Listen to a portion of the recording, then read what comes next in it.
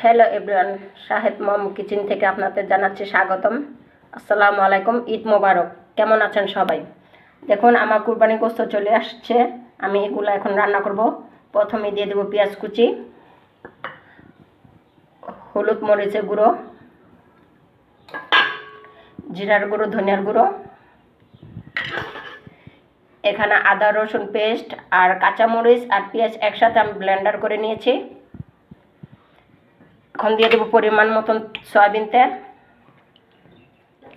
যেহেতু আমার মাংসতে কোনো তেল নেই, তার জন্য আমি তেলের পরিমাণটা একটু বাড়িয়ে দিয়েছি। দিয়ে দিব স্বাদ মতন লবণ।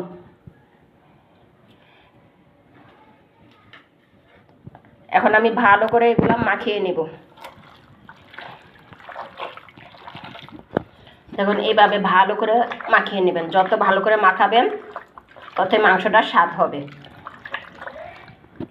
দেখুন, আমার মাংসটা ভালো করে মাখানো হয়ে গেছে। এখন আমি হাতটা ধুয়ে নেব।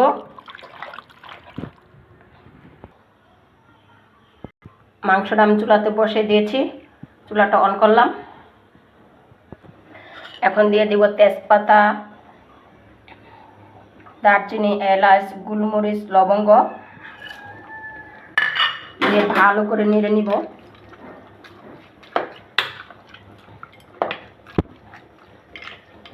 আমি এখন ঢাকনা দিয়ে ঢেকে দিব। দেখুন, আমার মাংসটা কিন্তু বলক এসে পড়েছে।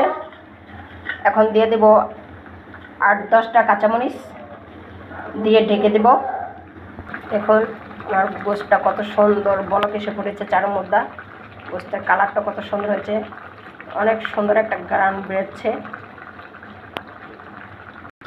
দেখুন, আমি লাড়িয়ে দেখাচ্ছি, আমার গোশতটা কিন্তু হয়ে যাচ্ছে।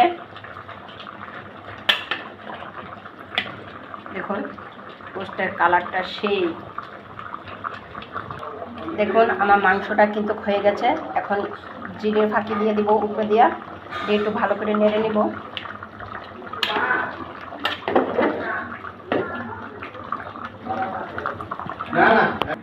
দেখুন, আমার গোশতের কালারটা কত ফাইন হয়েছে।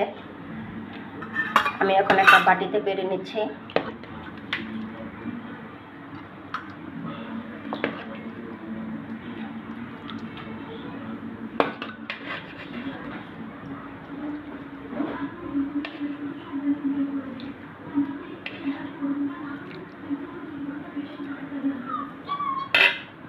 দেখুন, আপনারা এইভাবে বাসায় ট্রাই করবেন।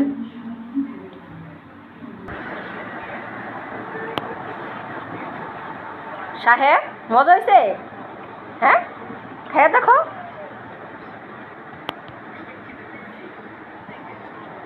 দেখুন, এদিকে আমার শ্বশুরে গোশত খাওয়া শুরু করেছে।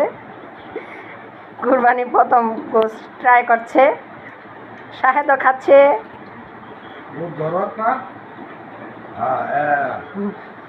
মজা বাবা, মজা হয়েছে? আলহামদুলিল্লাহ। এভাবে আপনারা বাসায় ট্রাই করবেন। চ্যানেলটা ভালো লাগে সাবস্ক্রাইব করে দিবেন, লাইক, কমেন্ট এবং শেয়ার করে দিবেন। আল্লাহ হাফেজ।